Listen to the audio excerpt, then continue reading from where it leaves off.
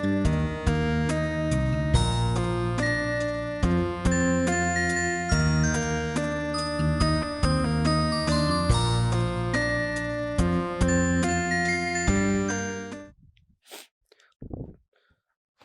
আজকে নতুন অধ্যায় শুরু করব আদর্শ গ্যাস ও গ্যাসের গতিতত্ত্ব।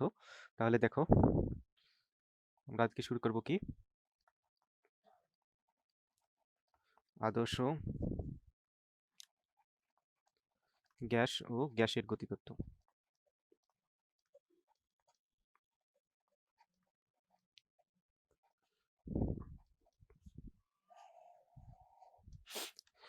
শুরুতে আমরা যে টপিকটা নিয়ে আলোচনা করব সেটা হচ্ছে আমাদের আদর্শ গ্যাসের বিভিন্ন ধরনের আমাদের সূত্র রয়েছে।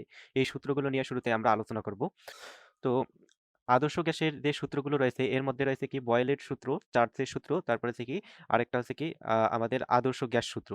তো শুরুতেই আমরা বয়েলের সূত্র নিয়ে আলোচনা করব।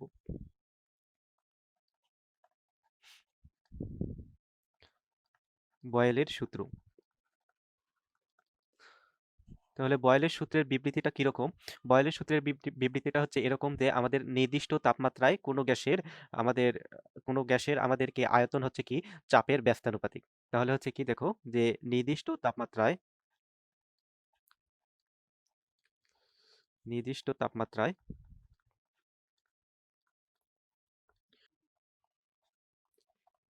নির্দিষ্ট ভরের কোনো গ্যাসের আয়তন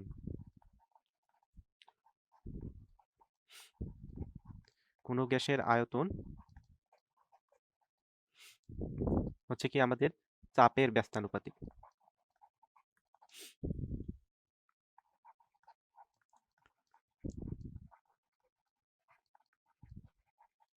এটা হচ্ছে আমাদের কি বয়েলের সূত্র যে নির্দিষ্ট তাপমাত্রায় নির্দিষ্ট ভরের কোনো গ্যাসের আয়তন হচ্ছে আমাদের কি চাপের ব্যস্তানুপাতিক। ধরি আমরা কোনো একটা গ্যাসের আয়তন হচ্ছে আমাদের ভি এবং চাপ হচ্ছে কি পি। তাহলে আমরা বয়েলের সূত্র অনুসারে আমরা লিখতে পারি কি ভি সমানুপাতিক হচ্ছে কি 1/পি। তোমরা জানো কি ব্যস্তানুপাতিক মানে কি 1/পি। তাহলে এখান থেকে আমরা কি পাচ্ছি, এখান থেকে যদি আমরা সমানুপাতিক ধ্রুবকটা তুলে দেই তাহলে ভি ইকুয়াল টু হচ্ছে আমাদের কি কে ইন্টু 1/পি। তাহলে এখান থেকে আমরা কি পাচ্ছি দেখো যে আমাদের পিভি যদি আমরা আড়াআড়ি গুণন করি তাহলে আমরা পাচ্ছি পিভি ইকুয়াল টু হচ্ছে আমাদের কি কে। এটা হচ্ছে আমাদের 1 নম্বর ইকুয়েশন। তাহলে দেখো এখান থেকে আমরা একটা ইকুয়েশন পাইলাম কি যে পিভি ইকুয়াল টু হচ্ছে কি কে। কে এখানে কি আমাদের সমানুপাতিক ধ্রুবক বা কনস্ট্যান্ট। এখন দেখো এখানে আমাদের যদি আদি আদি চাপ যদি আমাদের আদি চাপ যদি হয় আমাদের ইকুয়াল টু পি1 এবং আদি আয়তন যদি হয় আমাদের আয়তন ইকুয়াল টু হচ্ছে যদি আমাদের ভি1 হয় তাহলে 1 নম্বর থেকে আমরা কি পাই? তাহলে 1 নং থেকে আমরা পাই 1 নং সমীকরণ থেকে পাই 1 নং সমীকরণ থেকে আমরা পাচ্ছি কি যে পি1 ভি1 ইকুয়াল টু হচ্ছে আমাদের কি কে। এটা হচ্ছে আমি 2 নাম্বার ইকুয়েশন দিলাম। আবার দেখো আমাদের যদি শেষ আয়তন আমাদের কি শেষ আয়তন যদি কি হয় দেখো যে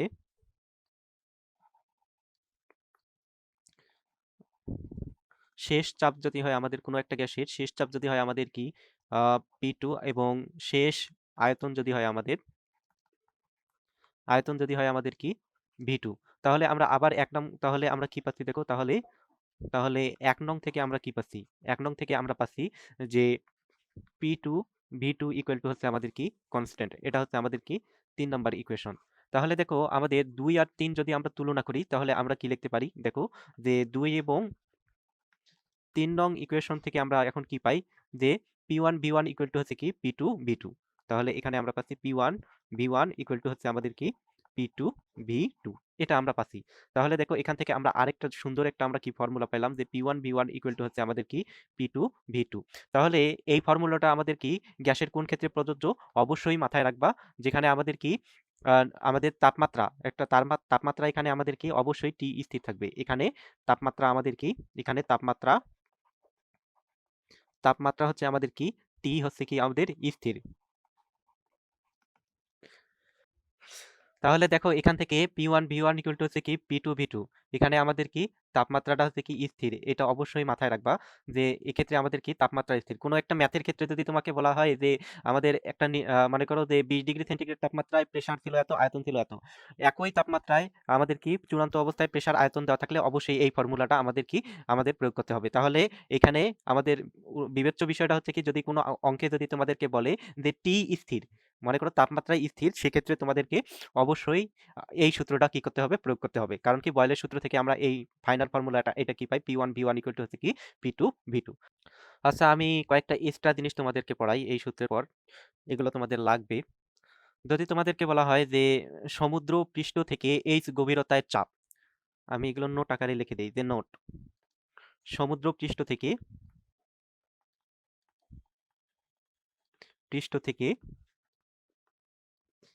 এইচ গভীরতায় চাপ, চাপ অর্থাৎ সমুদ্রপৃষ্ঠ থেকে আমাদের এইচ গভীরতায় যদি চাপ নির্ণয় করতে বলে, সেক্ষেত্রে আমাদের চাপটা কিরকম হবে লক্ষ্য করো। মনে করো ধরো যে এটা আমাদের একটা কি সমুদ্র, এখানে আমাদের সমুদ্র, এটা ধরে নাও যে এটা সমুদ্র। এখন সমুদ্রের উপরের পৃষ্ঠে এই জায়গায় আমাদের চাপের আমরা জানি কি সমুদ্র পৃষ্ঠে চাপ হচ্ছে আমাদের কি সমুদ্র পৃষ্ঠে চাপ হচ্ছে 10 টু দি পাওয়ার আমাদের কি 5 প্যাসকেল। সমুদ্র পৃষ্ঠে চাপ হচ্ছে আমাদের কি এইটা যে 10 টু দি পাওয়ার 5 প্যাসকেল। আর যে তোমরা তরল এইচ গভীরতায় তরলের চাপ কি জানো, তোমরা জানো, মনে করো এখান থেকে এই এইচ গভীরতায়, আমি একটু ভিন্ন কালার ইউজ করি, মনে করো তোমাকে এই সমুদ্র পৃষ্ঠ থেকে এরকম এইচ গভীরতায়, তোমাকে এই গভীরতায় এই জায়গায় চাপ কি সেটা তোমাকে নির্ণয় করতে বলছে। এখানে আমাদের গভীরতা হচ্ছে আমাদের কি এইচ।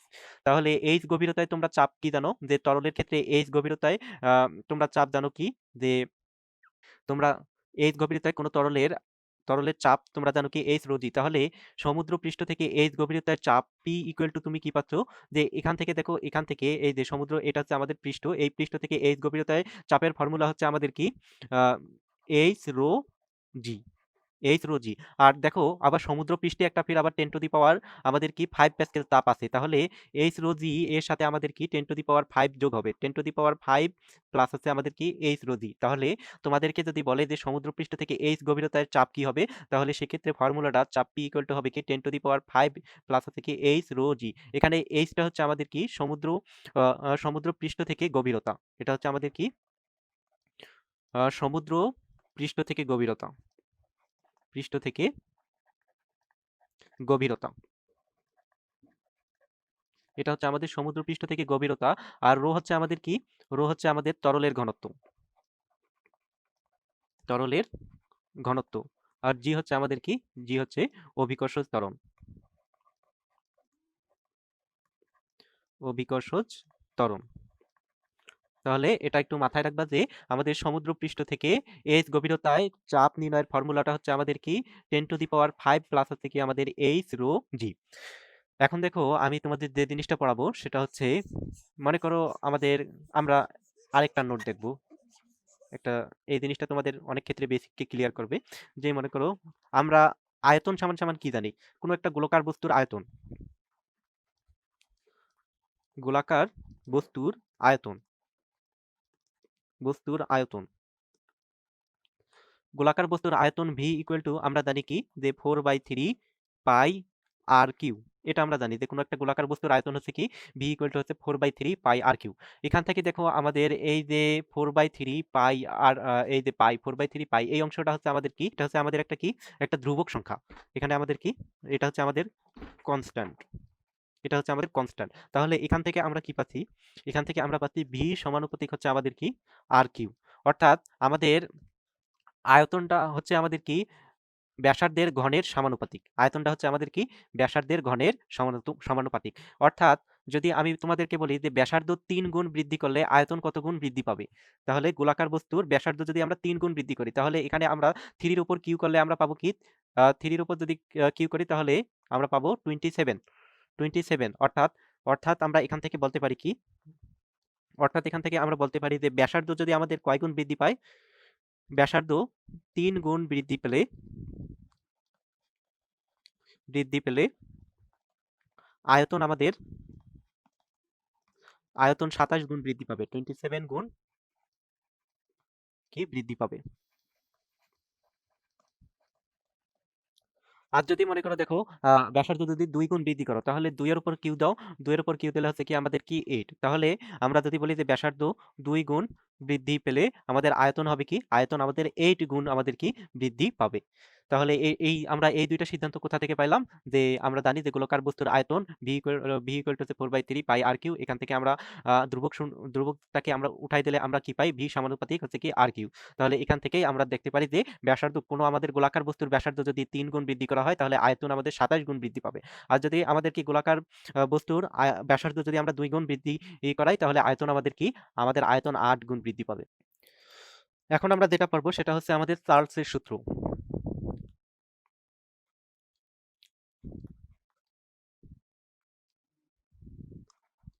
চার্লসের সূত্র। চার্লসের সূত্রের যে আমাদের নরমাল যে আমাদের ব্যাখ্যাটা সেটা হচ্ছে আমাদের কি? যে নির্দিষ্ট চাপে চার্লসের সূত্রের ক্ষেত্রে আমাদের কি? চাপটা স্থির থাকবে। তাহলে নির্দিষ্ট চাপে কোনো গ্যাসের আয়তন আমাদের কি হচ্ছে? আমাদের আয়তন হচ্ছে আ ওই গ্যাসের পরম তাপমাত্রার সমানুপাতিক। এটা হচ্ছে আমাদের কি? চার্লসের সূত্র। তাহলে চার্লসের সূত্রে আমাদের কি? দেখো যে চার্লসের সূত্রে আমাদের কি? চাপ স্থির থাকে। চাপ স্থির থাকে। স্থির থাকে এবং জেনারেল ব্যাখ্যাটা হচ্ছে এরকম যে আমাদের নির্দিষ্ট চাপে এটা হবে কি নির্দিষ্ট চাপে। তাহলে নির্দিষ্ট চাপে কোনো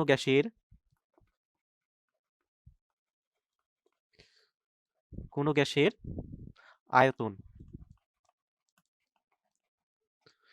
ওই গ্যাসের পরম তাপমাত্রার সমানুপাতিক।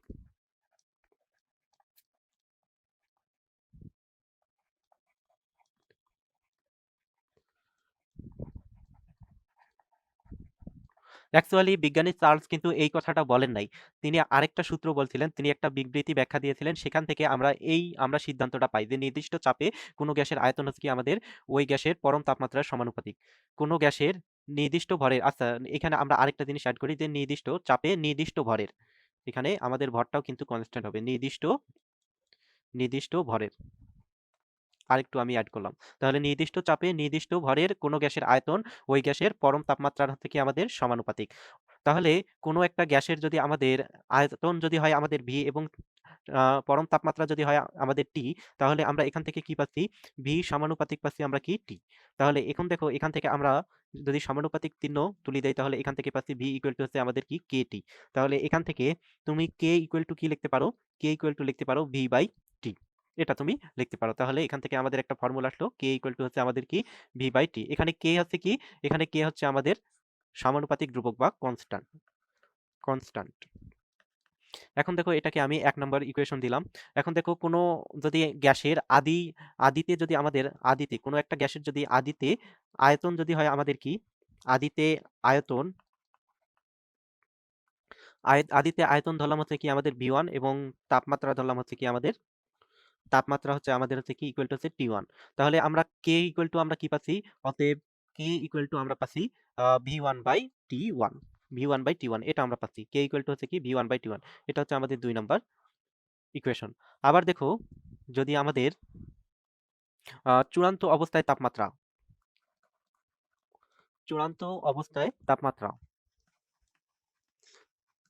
অবস্থায় যদি আমাদের তাপমাত্রা যদি হয় আমাদের T2 এবং আয়তন যদি হয় আমাদের কি? যে আয়তন ইকুয়াল টু হচ্ছে আমাদের কি? V2। তাহলে এক্ষেত্রে আমরা কে ইকুয়াল টু কি পাচ্ছি? অতএব কে ইকুয়াল টু দেখো ১ নম্বর সমীকরণ থেকে কে ইকুয়াল টু আমরা পাচ্ছি V2 by T2। V2 by হচ্ছে আমাদের কি? T2। এটা হচ্ছে আমাদের কি ৩ নাম্বার ইকুয়েশন। এখন দেখো যদি আমরা ২ আর ৩ নাম্বার ইকুয়েশন আমরা যদি কম্পেয়ার করি, তাহলে দেখো ২ এবং ৩ নাম্বার ইকুয়েশন যদি আমরা কি তুলনা তাহলে এখান থেকে আমরা কি পাচ্ছি? V1/T1 দেখো এপাশেও k = V1/T1 এখানেও আমাদের k = হচ্ছে কি V2/T2। তাহলে এই ২ টা রাশি যদি আমরা তুলনা করি তাহলে আমরা পাচ্ছি কি? যে V1/T1 = হচ্ছে আমাদের কি? V2/T2। তাহলে এটা আমরা একটা কি ফর্মুলা পাইলাম যে V1/T1 = হচ্ছে কি আমাদের V2/T2। তাহলে এই ফর্মুলাটা আমাদের কোন ক্ষেত্রে প্রযোজ্য? অবশ্যই মাথায় রাখবা আমাদের কি? স্থির চাপে প্রযোজ্য। অবশ্যই আমাদের কি? স্থির চাপে। যদি কোনো ম্যাথে দেখো যে গ্যাসের কোনো ম্যাথে দেখো যে চাপটা স্থির, অর্থাৎ একই চাপটা আমাদের একই আছে, আদিতে চাপ একই ছিল, আবার আমাদের কি চূড়ান্ত অবস্থায় চাপ একই ছিল, সেক্ষেত্রে তোমাকে এই সূত্রটা ব্যবহার করে ম্যাথ সলভ করতে হবে যে v1/t1 ইকুয়াল টু হচ্ছে কি আমাদের v2/t2। বোঝা গেছে? এখন দেখো অ্যাকচুয়ালি চার্লসের এটা সূত্রটা কিন্তু আমাদের, এটা আমি বলছিলাম কি যে চার্লসের এটা আমরা চার্লস একটা বিবৃতি দিয়েছে, এই বিবৃতি থেকে কিন্তু আমরা এই সংক্ষিপ্ত ফরম্যাটটা, অর্থাৎ চার্লসের এই সংক্ষিপ্ত ফরম্যাটটা আমরা নিয়ে আসছি। এখন আমরা যেটা দেখবো সেটা হচ্ছে আসলে বিজ্ঞানী চার্লস কি বিবৃতি দিয়েছিলেন সেই বিবৃতিটার আমরা একটু ব্যাখ্যা দেখবো। মানে বিজ্ঞানী চার্লস কি বিবৃতি দিয়েছিলেন সেই বিবৃতিটা দেখবো, এবং সেখান থেকে এই চার্লসের এই সূত্রটা আমরা এখন নিয়ে আসবো। তাহলে দেখো আমি একটু মিশাই দিচ্ছি। তাহলে দেখো যে বিজ্ঞানী চার্লসের বিবৃতি,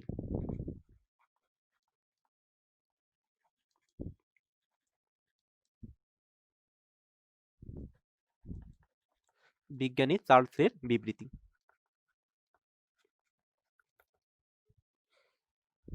তাহলে দেখো বিজ্ঞানী চার্লসের আমরা এখন কি দেখব, বিবৃতিটা দেখব। তো বিজ্ঞানী চার্লস যেটা বলছিলেন যে আমাদের নির্দিষ্ট চাপে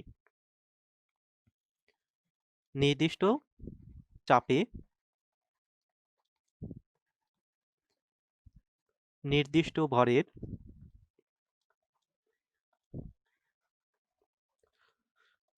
কোনো গ্যাসের আয়তন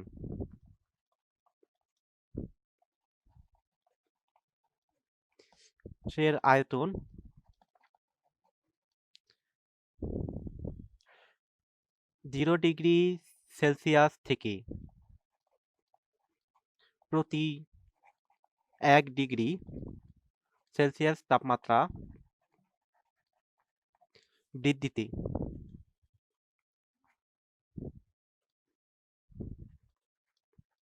তাহলে 1 ডিগ্রি সেলসিয়াস তাপমাত্রা বৃদ্ধিতে ওই গ্যাসের আয়তন, মানে নির্দিষ্ট চাপে নির্দিষ্ট ভরের কোনো গ্যাসের আয়তন 0 ডিগ্রি সেন্টিগ্রেড থেকে প্রতি 1 ডিগ্রি তাপমাত্রা বৃদ্ধিতে আদি আয়তনের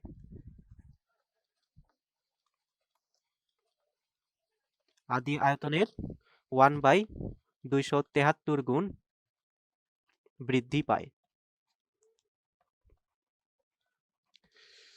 এটা হচ্ছে আমাদের কি বিজ্ঞানী চার্লসের অ্যাকচুয়াল ব্যাখ্যাটা। বিজ্ঞানী চার্লস কিন্তু আমাদের এই ব্যাখ্যাটা দিয়েছেন, যে এই বিবৃতিটা দিয়েছেন যে নির্দিষ্ট চাপে নির্দিষ্ট ভরের কোনো গ্যাসের আয়তন 0 ডিগ্রি সেন্টিগ্রেড তাপমাত্রা থেকে প্রতি 1 ডিগ্রি সেন্টিগ্রেড তাপমাত্রা বৃদ্ধিতে আদি আয়তনের 1/273 গুণ বৃদ্ধি পায়।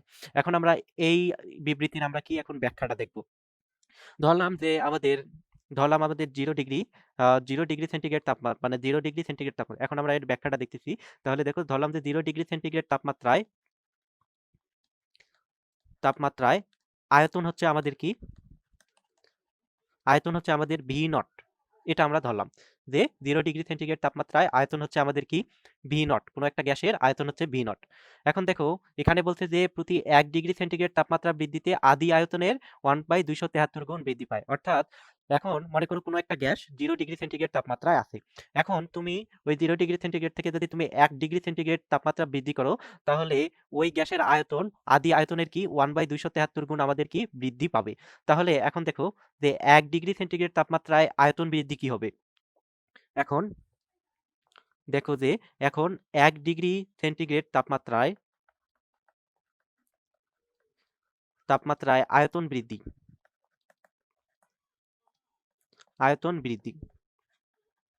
তাহলে দেখো যে 1 ডিগ্রি সেন্টিগ্রেড তাপমাত্রায় আয়তন বৃদ্ধি কতটুকু হবে, এই যে আদি আয়তনের ভি নট এর 1/273 গুণ।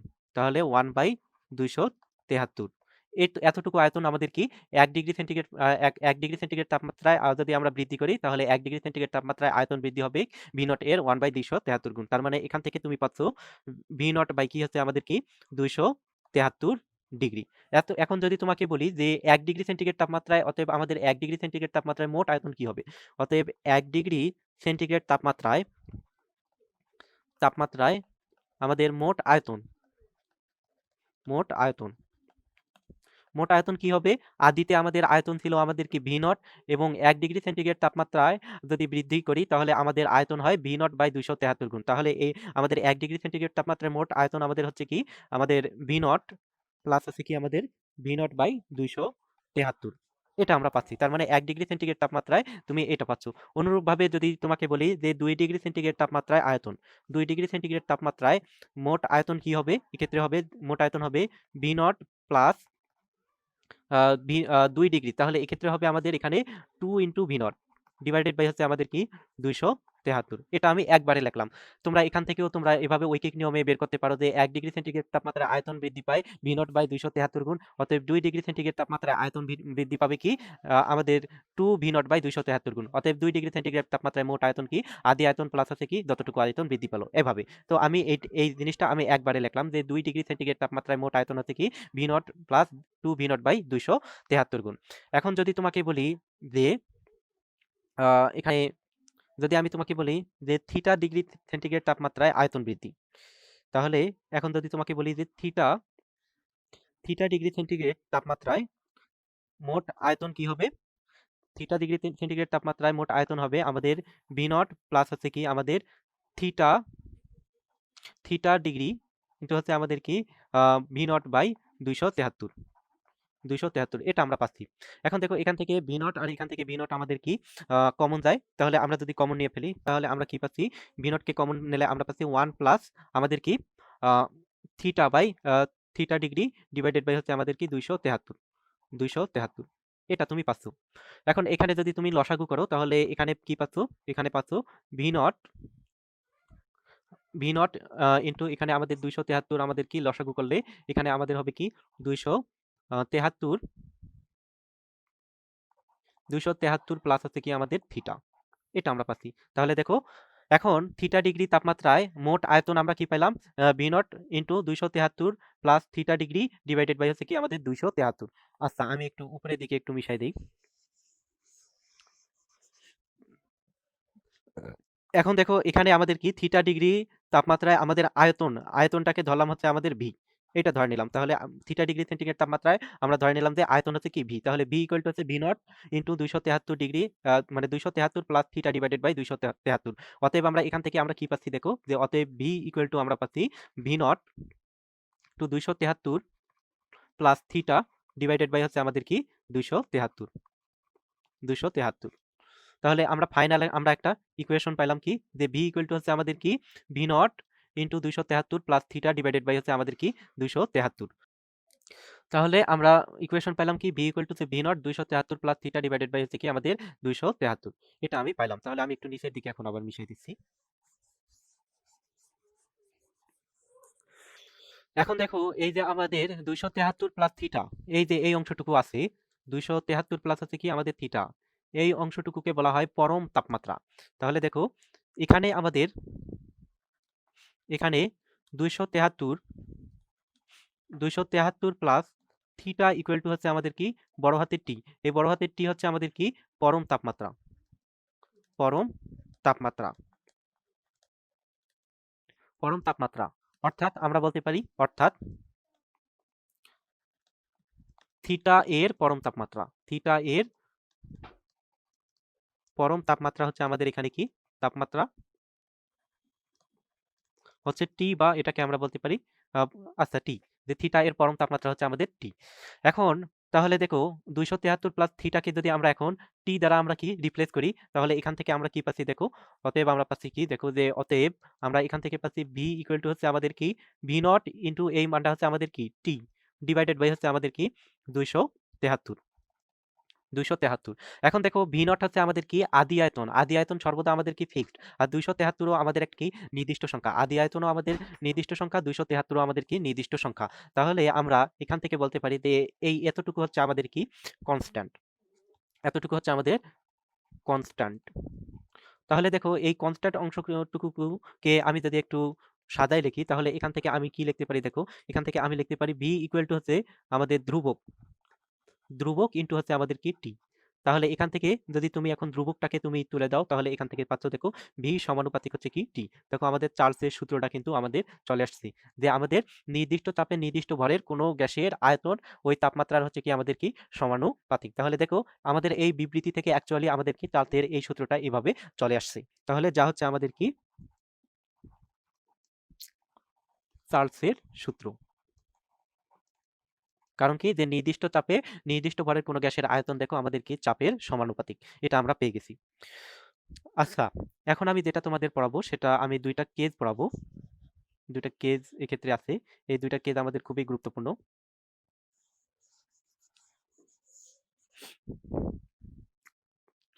তোমাদেরকে দেখো এখন কেস 1, কেস 1 এখন তোমাদের আমি ২টা কেস পড়াবো। কেস 1 যদি আমি তোমাদেরকে বলি যে থিটা ইকুয়াল টু আমাদের ২৭৩ ডিগ্রি। থিটা ইকুয়াল টু আমাদের কি ২৭৩ ডিগ্রি সেন্টিগ্রেড তাপমাত্রায় এটাকে আমি ধরলাম, এটাকে তোমাদেরকে আমি ১ নম্বর ইকুয়েশন দিলাম। এই যে আমাদের এইটা। তাহলে theta equal to ২৭৩ degree centigrade তাপমাত্রায় এখান থেকে আমরা কি পাচ্ছি একটু লক্ষ্য করো। এখান থেকে আমরা পাচ্ছি যে ভি ইকুয়াল টু হচ্ছে আমাদের কি ভি নট ইন্টু ২৭৩ প্লাস হচ্ছে কি আমাদের থিটার মান এখানে আমরা ধরে নিচ্ছি কি ২৭৩। তার মানে ২৭৩ প্লাস ২৭৩ ডিভাইডেড বাই হচ্ছে আমাদের কি ২৭৩ এটা আমরা পাচ্ছি। তাহলে আমরা দেখতেছি কি যদি আমাদের কোনো গ্যাসের আমাদের তাপমাত্রা নির্দিষ্ট চাপে তাপমাত্রা যদি ২৭৩ ডিগ্রি সেন্টিগ্রেড করা হয় তাহলে সেক্ষেত্রে কি ঘটনা ঘটবে সেটা আমরা এখান থেকে বের করব। তাহলে এখান থেকে আমরা পাচ্ছি ২৭৩ প্লাস ২৭৩ মানে হচ্ছে কি আমরা লিখতে পারি এখানে ভি নট ইন্টু ২৭৩ গুণন করলে আমরা 2 ইন্টু ২৭৩ পাচ্ছি। 2 ইন্টু ২৭৩ ডিভাইডেড বাই হচ্ছে আমাদের কি ২৭৩ ২৭৩ তাহলে উপরে দেখো ২৭৩ আর নিচে ২৭৩ কেটে যাচ্ছে। তাহলে এখান থেকে আমরা পাচ্ছি 2 ভি নট। অতএব আমরা এখান থেকে ভি ইকুয়াল টু আমরা পাচ্ছি কি ভি ইকুয়াল টু পাচ্ছি আমরা 2 ভি নট। এটা আমরা পাচ্ছি ভি ইকুয়াল টু হচ্ছে আমাদের 2 ভি নট। এর মিনিংটা কি? এর মিনিংটা হচ্ছে অর্থাৎ আমরা এখান থেকে কি বলতে পারি? এখানে ভি নট হচ্ছে আমাদের কি আদি আয়তন। আর এখানে ভি হচ্ছে কি ২৭৩ ডিগ্রি সেন্টিগ্রেড তাপমাত্রায় আমাদের কি আয়তন। অর্থাৎ এখান থেকে আমরা বলতে পারি যে অর্থাৎ নির্দিষ্ট চাপে নির্দিষ্ট চাপে কোনো গ্যাসের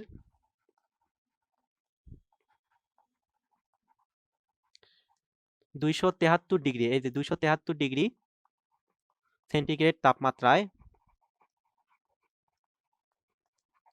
আয়তন আদি আয়তনের দ্বিগুণ বৃদ্ধি পায়। আদি আয়তনের দ্বিগুণ হয়।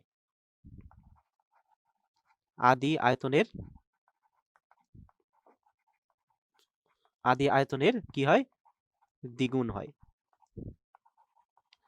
এই যে আমরা এই যে V equal to 2 V naught এখান থেকে আমরা বলতে পারি যে নির্দিষ্ট চাপে কোনো গ্যাসের ২৭৩ ডিগ্রি সেন্টিগ্রেড তাপমাত্রায় আয়তন আমাদের কি আদি আয়তনের দ্বিগুণ হয়। এটা হচ্ছে আমাদের কি কেস 1।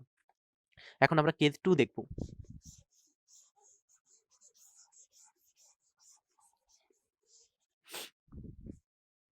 কেস 2 কেস 2 যদি আমাদের থিটা ইকুয়াল টু যদি আমাদের এবার -২৭৩ ডিগ্রি হয়, ২৭৩ ডিগ্রি হয় সেন্টিগ্রেড হয়, তবে আমাদের কি ঘটনা ঘটতেছে সেটা আমরা এখন দেখব। তাহলে আবার যদি থিটা ইকুয়াল টু -২৭৩ ডিগ্রি হয় তাহলে ১ নং সমীকরণ থেকে আমরা কি পাচ্ছি যে ১ নং সমীকরণ থেকে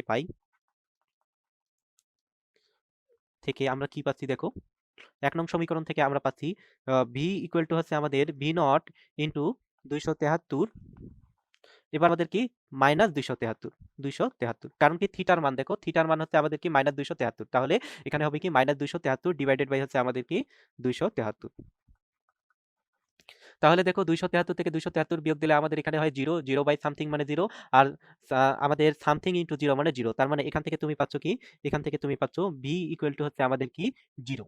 ভি ইকুয়াল টু তুমি কি পাইলা? 0 পাইলা। এর মিনিংটা হচ্ছে কি? অর্থাৎ এখান থেকে আমরা কি বলতে পারি? এখান থেকে বলতে পারি যে অর্থাৎ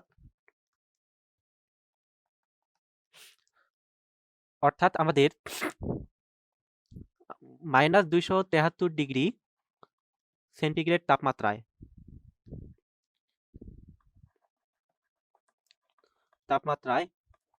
কোনো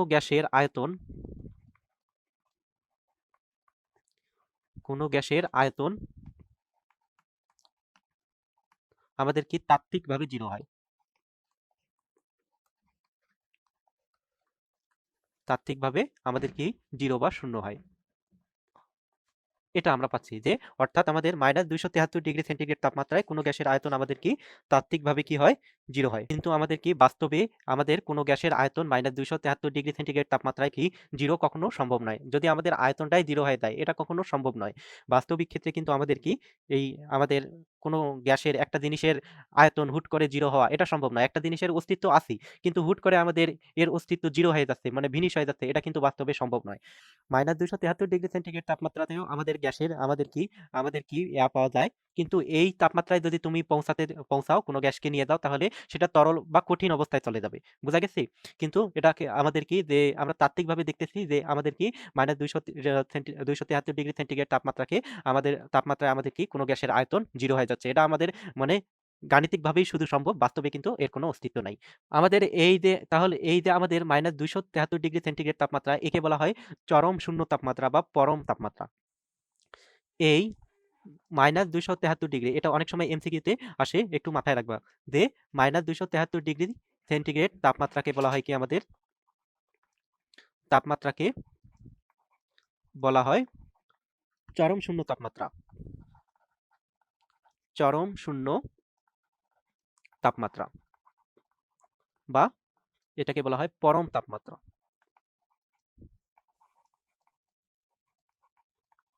এটা একটু মাথায় রাখবা। এটা অনেক সময় এমসিকিউতে আসে যে চরম শূন্য তাপমাত্রা বা পরম শূন্য তাপমাত্রা সমান সমান কত? তাহলে তখন তোমরা বলবা কি -273 ডিগ্রি সেন্টিগ্রেড অথবা -273 ডিগ্রি সেন্টিগ্রেডকে যদি তুমি কেলভিনে প্রকাশ করো তখন কি আসবে?